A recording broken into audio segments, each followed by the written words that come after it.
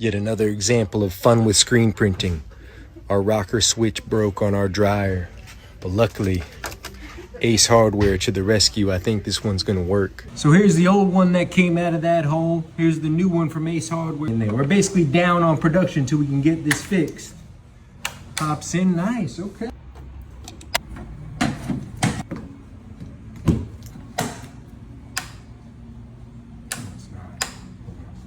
Looks like we got some blown fuses too.